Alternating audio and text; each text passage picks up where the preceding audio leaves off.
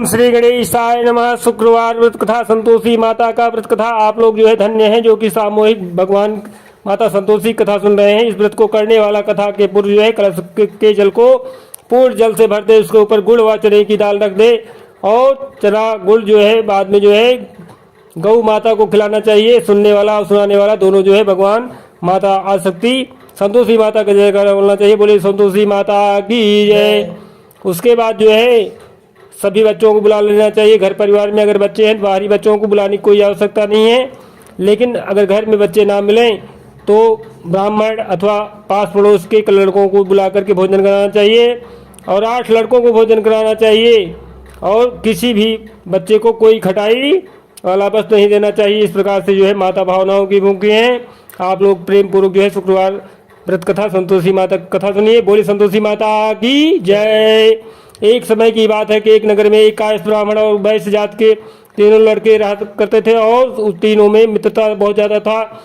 उन तीनों का विवाह हो गया था। ब्राह्मण और कायस्थ के लड़कों को जो है गौना भी हो गया था, परंतु वैश्य के लड़के का गौना नहीं हुआ था। एक दिन जो है कायस्थ के लड़के ने कहा, हे मित्र, अपनी ससुराल वालों से मुलाकात करके अपनी स्त्री को घर लेकर आओ। स्त्री के बिना घर परिवार कैसा सुना लगता है, अर्थात अच्छा नहीं लगता है। एक बात को सुन लीजिए। इस बात को सुन करके वह वैश्य लड़का जो है उसको बात अच्छी लग गई। वह कहने लगा कि मैं अभी जाकर के मुलाकात करके उस अपनी पत्नी को लेकर आता हूँ। ब्राह्मण के लड़के ने कहा, अभी मत जाओ क्योंकि शुक्र अस्त हो रहा है, जब उदय हो जाएगा तब लेकर के आना। परंतु वैश्य के लड़के की ऐसी जिद हो गई कि वह किसी प्रकार से नहीं माना और उसने अपने ससुराल में जा करके जिद ठान लिया और समझाने बुझाने पर भी नहीं माना और मजबूर होकर के जो है उसके ससुराल वालों ने उसे के साथ जो है अपनी पुत्री को विदा कर दिया। इस प्रकार से जो है इन दिनों शुक्र अस्त हो गया था और उदय होने पर ले जाना, परंतु उसने एक भी बात नहीं सुनी और अपनी पत्नी को ले जाने का आग्रह कर रहा था। वह जब वह किसी प्रकार भी नहीं माना तो उन्होंने लाचार होकर के अपनी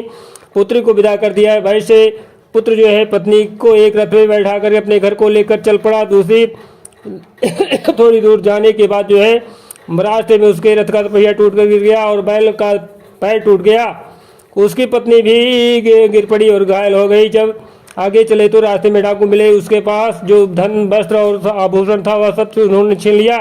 इस प्रकार जो है अनेक कष्टों का सामना करते हुए अपनी पत्नी को अपने घर लेकर के पहुंचा तो वह वैसे लड़के को सर्प ने काट लिया। वह मूर्छित हो गिर पड़ा और उसके स्त्री अत्यंत विलाप कर देख कर रोने लगी, परंतु वैश्य ने अपने पुत्र को वैद्यों को दिखलाया तो वैद्य ने कहा, यह 3 दिनों में मृत्यु को प्राप्त हो जाएगा। जब उसके मित्र ब्राह्मण लड़के और सारी बात को पता लगा तो उसने जो है कहा, सनातन धर्म की प्रथा है कि जिस समय शुक्र अस्त होता है वो कोई अपनी स्त्री को नहीं लेकर जाता है, परंतु यह शुक्र के अस्त होने में जो है स्त्री को विदा करा कर अपने घर ले गया है, जिस कारण उसके सामने इस प्रकार से विघ्न व्यवस्था उपस्थित हुई। यदि वह 3 दिनों के अंदर ससुराल वापस चला जाए और शुक्र उदय होने के बाद पुनः आए तो निश्चित ही इसका यह टल जाएगा। शहर ने अपने पुत्र को और उसकी पत्नी को शीघ्र ही उसके ससुराल वापस में दिया। वहां पहुंचते ही वैश्य की पुत्र की मूर्छा दूर हो गई और ससुराल में जाकर के साधारण उपचार के बाद वह ठीक हो गया, विष मुक्त हो गया और अपने दामाद को स्वस्थ देकर के ससुराल वाले अत्यंत प्रसन्न हो गए। वैश्य पुत्र अपनी ससुराल में जाकर के स्वास्थ्य लाभ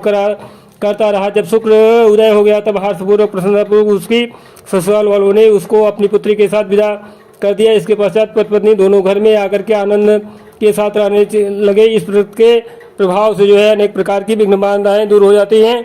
जो लोग भी सच्चे मन से जो है माँ संतोषी माता का पूजा पाठ करते हैं उनकी मनोकामना पूर्ण होती है। बोले संतोषी माता की जय।